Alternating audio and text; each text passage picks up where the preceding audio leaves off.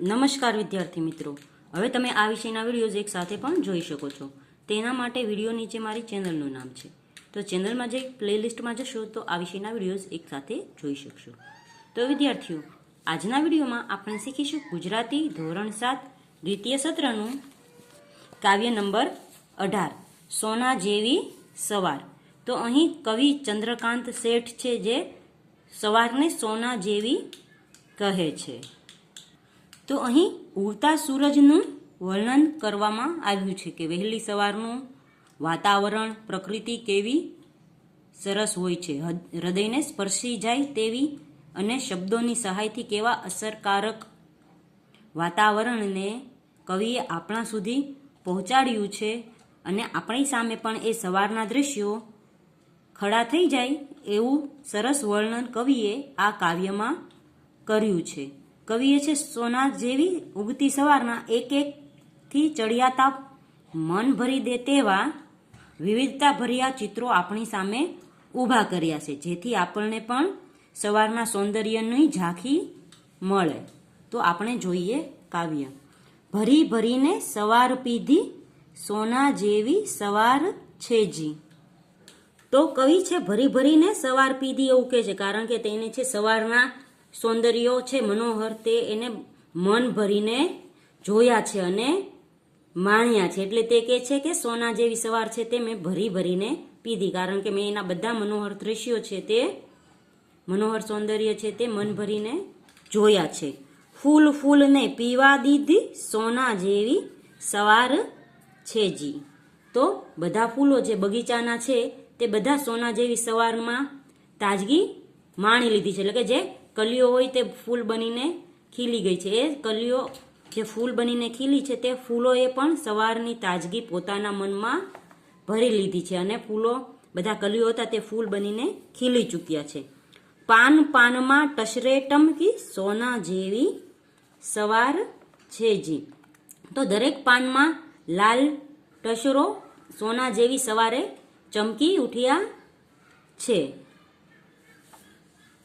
તો પાન, કુમળા પાન હોય તેમાં લાલ રંગની ઝીણી રેખાઓ દેખાય છે કવિઓને. એટલે તે કહે છે કે પાન પાનમાં ટરસે ટમકે, સોના જેવી સવાર છે જી.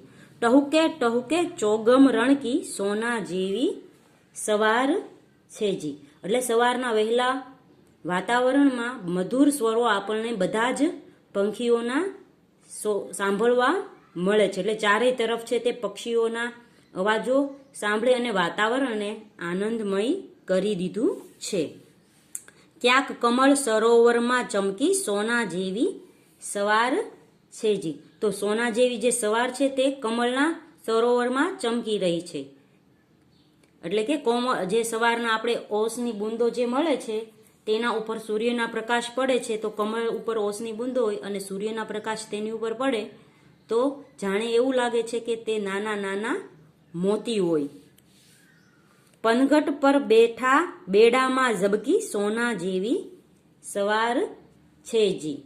તો અહીં છે જે પનિયારીઓ પાણી ભરવા જાય છે તેમાં તેને સોના જેવી સવાર દેખાય છે. એને પનઘટ પરથી પાણી ભરવા ગયેલી પનિયારીઓના બેડા પર પણ સોના જેવી સવાર છે તે ઝળકી હોય તેવું લાગે છે. મોર પીછમાં ફરફર ફરતી, સોના જેવી સવાર છે જી. તો સોના જેવી સવાર છે તે મોરના પીછામાં ફરફર કરતી ફરકે છે. એટલે કે મોરના પીછામાં જ્યારે મોર નૃત્ય કરે છે ત્યારે સોના જેવી સવારના કિરણો તેના ઉપર પડે છે, તો તે પણ તો સોના જેવી સવાર છે તે જોઈને મોર પણ નાચવા માંડે છે. રાતી હથેલીઓમાં છલકી, સોના જેવી સવાર છે જી. તો બાળકોના નાના નાના હાથો છે, જે બાળકો રોજ બહાર રમવા જાય છે વહેલા સવારે, તેના હાથોમાં પણ સોના જેવી સવાર છલકી ઉઠે છે. વાદળ વાદળ રંગે ઢળતી, સોના જેવી સવાર છે જી. તો સોના જેવી સવાર છે તે આકાશમાં વાદળોના સોનેરી રંગમાં ઢળી જતી દેખાય છે. પતંગિયાની પાખે લડતી, સોના જેવી સવાર છે જી. તો નાજુક પતંગિયાની જે રંગીન પાંખોમાં ઉમંગથી ડોલી રહી છે એ સોના જેવી સવાર જ છે. તો કવિ કહે છે કે આકાશના વાદળોમાં સોના જેવી સવાર છે. સોનેરી રંગો જે ઢળી જતા તથા નાજુક પતંગિયાની રંગીન પાંખોમાં પણ ઉમંગથી તે સોના જેવી સવાર છે તે ડોલી રહી છે. માટીના કણકણમાં ગહેકી સોના જેવી સવાર છે જી, તડકામાં તાપ જપની મહેકી સોના જેવી સવાર છે જી. તો આ પંક્તિઓ દ્વારા કવિ કહેવા માંગે કે સોના જેવી સવાર છે તે ધરતીની માટીમાં પ્રત્યેક કણમાં મહેકી ઉઠી છે અને તડકામાં તાજગી રૂપે પણ તે મહેકી ઉઠી છે. હસતા હસતા મનમાં ઉગી સોના જેવી સવાર છે જી, રમતા રમતા ઘરમાં પૂગી સોના જેવી સવાર છે જી. તો અહીં કહે છે કે સોના જેવી સવાર છે તે હસતી વખતે મનમાં ઉગી રહી છે અને ઘર ઘરમાં પહોંચી રહી છે. કેવી રીતે? તડકા રૂપી. તો સવારનો કૂણો તડકો છે તે બધાના ઘરમાં પહોંચીને બધાને તાજગી આપી રહ્યો છે. તો કવિ અહીં પ્રકૃતિના દરેક